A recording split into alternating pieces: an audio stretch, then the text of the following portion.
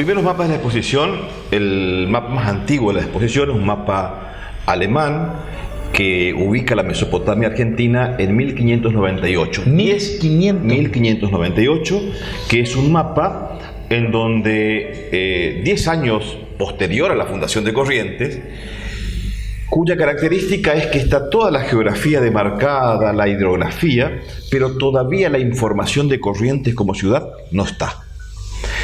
Es el único mapa de la muestra en donde no está ubicada, precisamente identificada en la carta, la ciudad de Corrientes. Pero en esa carta... Mapa alemán, dijiste. Un mapa alemán con referencias en latín. Este mapa alemán tiene la característica, el único poblado de referencia es Asunción, en la zona, y la característica de este mapa es que no se configura la Mesopotamia, sino que se ven como dos grandes líneas, el Paraná y el Uruguay, en donde se pierden en el final del Amazonas, sin poder encontrar el dibujo de la Mesopotamia que hoy tenemos a través de nuestra cosmovisión. El descubrimiento de América en 1492 generó en la historia del mundo occidental una transformación fantástica. Primero porque ha generado ese hecho histórico, ha construido consecuencias que abarcaron decenas de horizontes. El mundo cambió la geografía, cambió la matemática, cambió la navegación, cambió la cosmovisión del hombre en el mundo. Y uno de los principales factores para la ocupación de ese nuevo espacio geográfico se dio a través de una lucha fortísima entre los estados europeos por la toma de posesión y de dominio de esos nuevos territorios que se sabía dónde comenzaban pero no dónde terminaban. Desde el Imperio Romano el dominio del poder estadual estaba dado por el territorio. Entiendo. Quien poseía el territorio poseía la riqueza, la geografía, la producción y los pobladores. Esta condición, esta visión que existía del dominio, desde luego llevó a una carrera desenfrenada de los estados europeos de tratar de ocupar espacios de este nuevo mundo. En ese contexto, las dos potencias que generaron los mayores avistajes han sido España y Portugal, que luego con el tiempo se van a agregar Inglaterra, Francia y Holanda. Y en esta primera etapa, la gran discusión va a ser, primero, la justificación teórica y jurídica del dominio. Cómo estos estados europeos van a tener legítimos títulos de posesión y cómo lo van a determinar. Estos títulos de posesión, desde diversas perspectivas, con diversas fuentes, con características geográficas, históricas, religiosas, no sirvieron de mucho. Lo que sí generaron posteriormente acuerdos entre los estados para fijar algunas delimitaciones. Las más importantes, o la más importante, ha sido el Tratado de Tordesillas, firmado en el Castillo de Tordesillas entre el Reino de España y el Reino de Portugal, en donde fijaron una línea imaginaria de polo a polo que iba a partir los territorios donde iba a tener posesión el Portugal y España respectivamente. A partir de ahí, los descubrimientos fueron un gran engranaje que tenía como objetivo la posesión del espacio territorial. Pero para alcanzar el espacio territorial había que tener información. La información no existía, tan solo la de los exploradores y descubridores. Narrativas eran.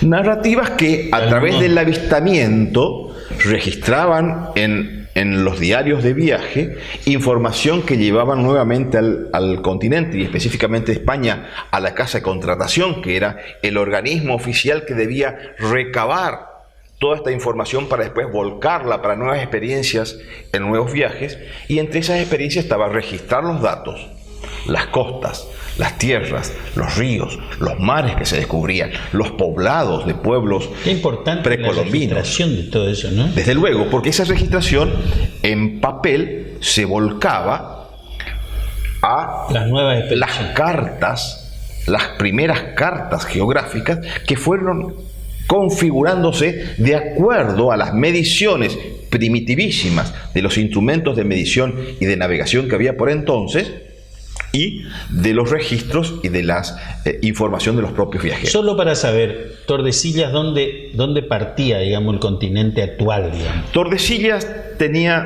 era una línea imaginaria que iba de polo a polo, que cruzaba.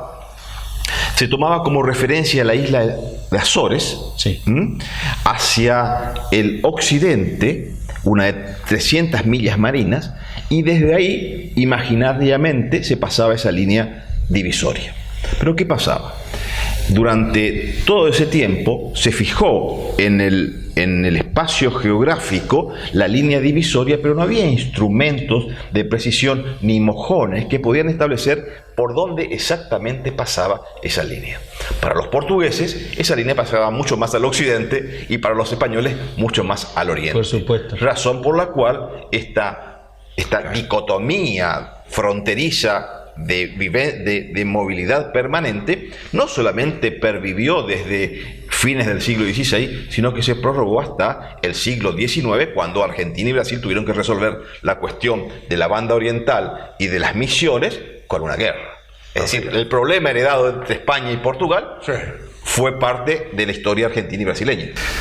Es muy importante la información que recababan los viajes, y esto muestra que los exploradores y los descubridores, los hombres que llevaban adelante las expediciones navieras, traían la información, la cuidaban y la volcaban después a los puertos para la confección de las cartas geográficas. Razón por la cual los mapas del siglo XVI, y también se ve muy notoriamente en los siglos XVII y XVIII, mapas realizados simultáneamente en la misma década entre cartógrafos ingleses, franceses y portugueses y españoles, difieren notablemente de la configuración geográfica. Por ejemplo, y esto se ve en la muestra, el espacio continental de América del Sur. América del Sur, con apelo a la imaginación de todos, esa forma muy particular que tiene, no era vista de esa manera y de esa forma por los navegantes, por la uniformidad de todos los navegantes. Esto variaba de acuerdo a los datos que se tenían. Y la información es importante porque esa información servía para los próximos viajes y la prosecución de nuevas conquistas. Yo quisiera hacer referencia de que, si bien el dominio efectivo, el dominio de los espacios territoriales estaba dado por una serie de marcos teóricos, jurídicos y hasta religiosos, va a haber una cuestión determinante que va a desbordar los tratados portugueses, españoles, franceses, que quedarán de lado. Lo que efectivamente determinará el espacio de dominio va a ser la posesión del espacio.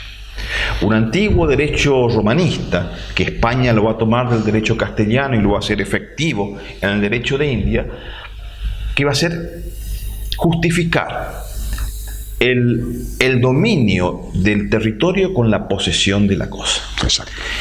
La única manera por la cual generaba un justo título de dominio es poseer el espacio, razón por la cual va a estallar a través de una política legislativa y práctica España, a través del derecho indiano, de una política de posesión del espacio a través de la fundación de ciudades. Como dice Domínguez Company, en el primer siglo de conquista española, en la América hispana se fundaron de forma permanente más de 200 ciudades. Es decir, una gran red de dominio y de ocupación y de espacio que garantizaba a España el dominio a través de la posesión. Dicho en otras palabras, quien cuestionaba el dominio de España, decía España que me lo quite. La posesión del espacio estaba dada efectivamente por una política poblacional. Por eso España fundaba ciudades, traía población con oficios, para asentarse definitivamente, porque el objetivo del dominio del espacio territorial era afincarse en forma definitiva, característica distinta que tuvieron otros espacios de descubrimiento y de fundación, como fueron en América del Norte. Es una de las características de la conquista española la política de llevar adelante un programa de fundación y de ocupación de los espacios. Además, esto no era una improvisación, había toda una normativa del derecho indiano, las ordenanzas urbanísticas de Felipe II, en donde determinaban cómo se debían hacer las fundaciones y qué características debía hacerse. Y para llevar adelante esta política y de protección de esta joya de la corona, porque América era la joya para España, España volcó a través del Consejo de Indias y la Casa de Contratación los mayores exponentes en artes, en profesiones, en oficios. A América llegaban los mejores arquitectos, los mejores ingenieros, los mejores exploradores. Un ejemplo que abona su planteo es para las cosas muebles no registrables.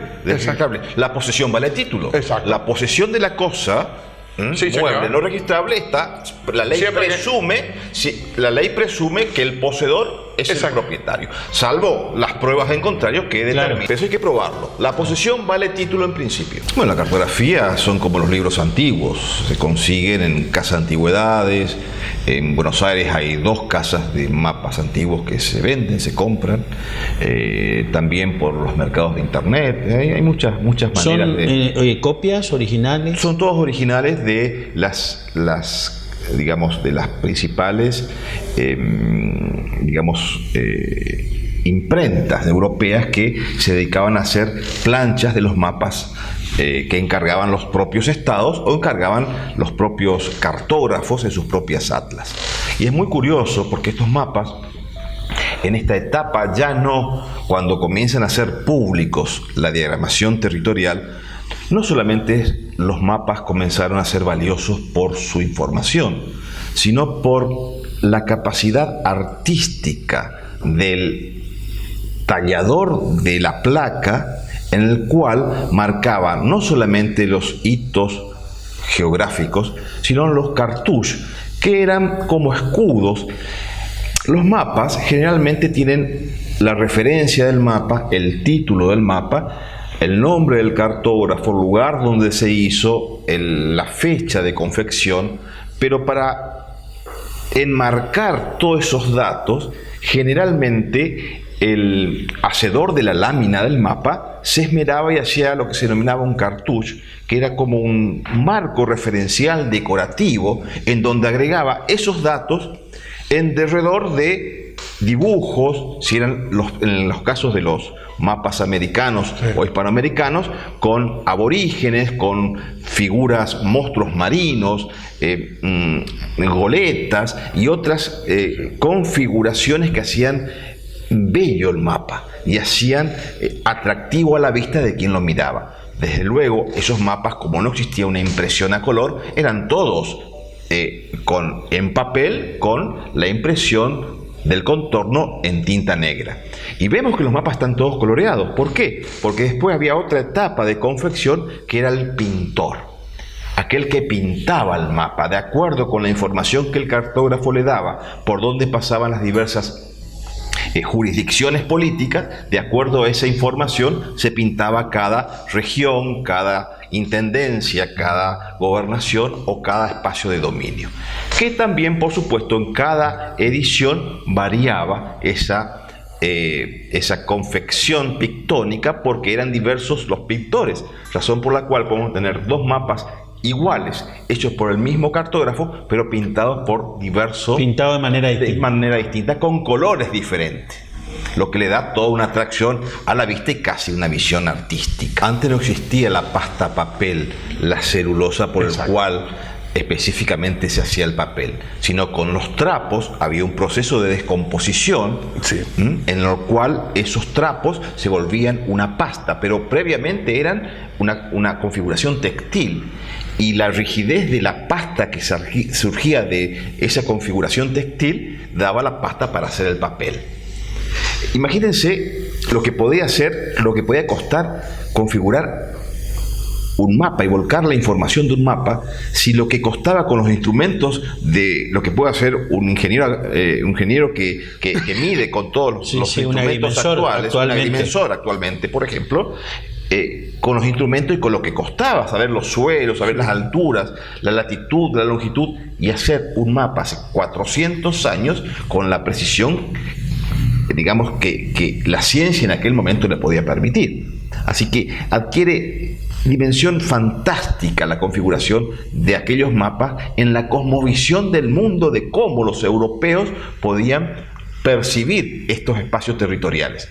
Y quiero, hablando de esta cuestión de la demarcación de los espacios, la característica de esta muestra es que, salvo un mapa, el de 1598, los restantes de las muestras, todos están perfectamente identificadas y marcada la ciudad de Corrientes, de diversas maneras. Corrientes, la ciudad de Corrientes, las 7 Corrientes, tanto en números 7 como en letras. Pero, ¿por qué trasciende todo esto? ¿Cuál es la razón que Corrientes es un hito referencial en toda la región del Plata? Estamos hablando de mapas del siglo XVII, del siglo XVIII, en donde Corrientes era como un faro de identificación de todo un espacio. Un faro referencial no solamente de mapas españoles, que son los menores en esta muestra. Hay mapas alemanes, mapas ingleses, franceses y portugueses, sobre todo franceses e ingleses, y todos las referencias de Corrientes como puerto y como puerta de entrada a todo un sector donde no había nada, donde el Chaco era inexplorado, donde el norte estaba dominado por Asunción, y el oriente por las misiones jesuíticas y el Portugal, y solamente Corrientes en ese espacio, que a su vez, en el espacio territorial que hoy conocemos como provincia de Corrientes, están permanentemente marcados puntos de referencia. Itatí, sí. Santiago Sánchez, cerca de Empedrado, sí, señor. Santa Lucía, desde luego, que eran pueblos de indios, La Cruz, Los Reyes, la ciudad de Yapeyú, de los Reyes Magos, Santo Tomé. Hay un mapa muy curioso, muy lindo, un mapa francés hecho por la Compañía de Jesús, que también está expuesta y se caracteriza por mostrar la parte de lo que hoy son las misiones, las que eran las misiones antiguamente y hoy comprende Corrientes y la actual provincia de Misiones y el Paraguay, con una gran cantidad de datos de pueblos. Los jesuitas le daban mucha importancia a esta ubicación geográfica para poder intercomunicarse y conocer los ámbitos geográficos de aquel momento. Por ejemplo, hablando de lo que decíamos de la ubicación y de los espacios, en el Museo Jesuítico de San Borja existe un reloj de sol que tiene la particularidad que no solamente establece el horario exacto de acuerdo al meridiano de San Borja, sino que también en el mismo reloj, en cada vértice, está la demarcación horaria de acuerdo al meridiano de Roma, de París, de Londres y de Madrid. No. Eso está perdido en medio de la nada. Los jesuitas y los indios de San Borja, de la misión de San Javier, tenían perfectamente demarcado la demarcación horario de esos puntos de Occidente. Con la característica que no tiene el de la Cruz, que este de San Borja, paralelamente en la misma piedra, que es una piedra inmensa, de 2 metros por 1,5 metros, que es plana, a diferencia que el reloj de sol de la Cruz y de las otras misiones era la columna con la vara, en la de San Borja, en la misma piedra, están los 4 usos horarios simultáneos de los meridianos, tanto, insisto, Roma, Madrid, París y Londres y San Borja. Muestra cabal, para terminar con la idea de la importancia y de la preservación, muestra cabal de la confección del papel de tela.